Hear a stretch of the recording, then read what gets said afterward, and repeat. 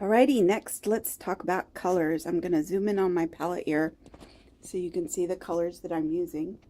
Starting off at the left, that is M-Gram Titanium White.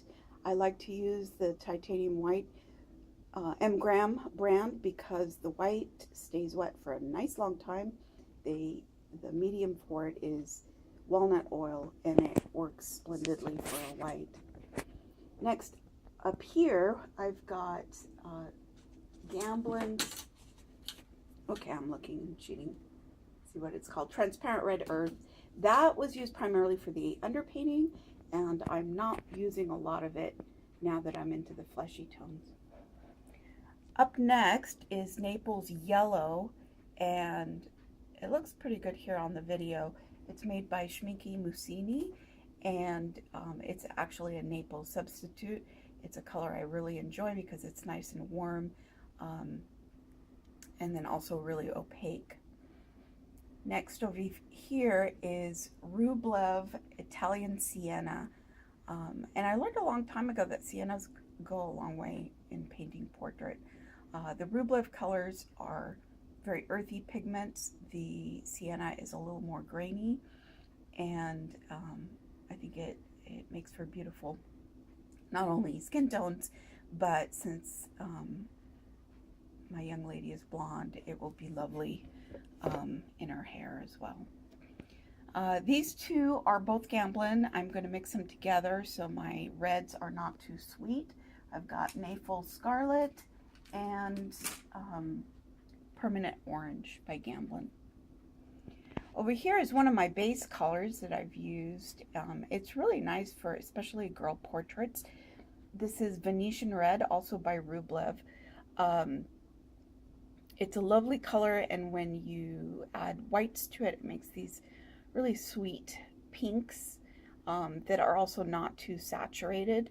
It is one of the mix between that and the Naples Yellow is my primary mix for her skin tones, which is a little bit saturated, but it can be easily grayed down with blue or black or whatever you want to grade down. This is Florentine Red, also made by Schminky Mussini. I use it as a substitute for alizarin crimson, which is not permanent. Florentine Red, the pigment color for it is 179. It tends to be a little bit warmer than alizarin, but also very transparent, very strong. Makes for beautiful grayed down violets if you are looking for transparent violets in your portrait. Everybody should know this one. This is Quinacridone Magenta 122, also by Gamblin. Pretty much a staple for me most of the time. If I want saturation in my purples, which I needed for her shirt, but also for different areas in her face, like the highlights here, I think you can see them, and here. It's a nice bright color, makes beautiful tints. Next, I've got Ultramarine Blue, also by Gamblin. This is most people use this as a staple. I decided not to use the Phthalo Blue for this particular portrait because most of my saturation will be in the warm tones, which is very planned. And then last over here, I've got black.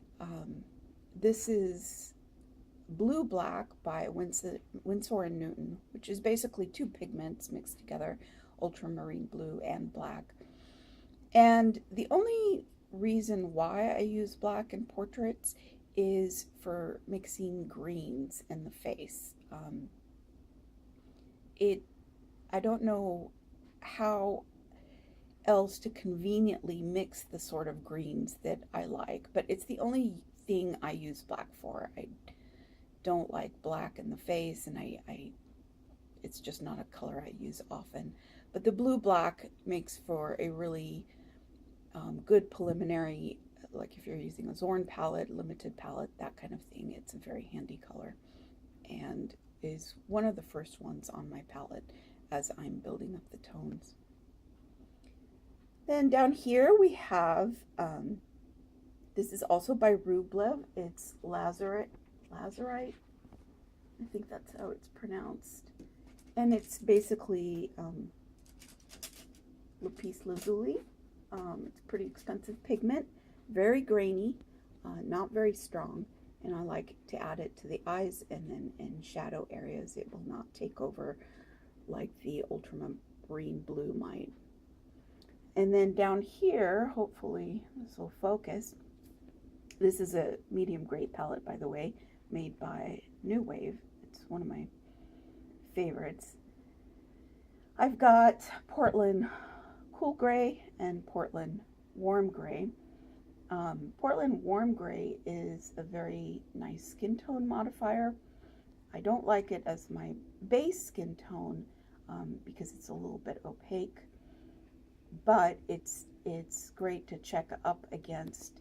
If I put like my hand next to it, you can see my hand is a little bit warmer, but a lot of the highlights that you see in there, they're more of the same color as that warm gray. So it's a great color to have on your palette. Not necessary, but a really nice, convenient mixture. Okay, and then last, let's see if I can find it. Once in a while, I will put cobalt violet. Let me see if I can open this with one hand so you guys can see. This one is made by Richardson Oils, Shiva. They're the only ones I really can afford to get the cobalt violet in. The nice thing about this violet is it's very weak and very transparent. And if you can see in the shadow areas here, it's a great glazing color. Not so much, it's not a strong mixing color. If you're going to mix your violets, I would suggest a mixture between quinacridone magenta and ultramarine blue. Okay, so that's it, my colors. It's a close-up of her face. I'm going to make the corrections, drawing corrections that I spoke about. Hopefully this layer will be nice and juicy with lots of paint before I start moving on to the hair, which is one of my favorite parts of painting the portrait, actually. All right, bye. Hope you enjoyed this.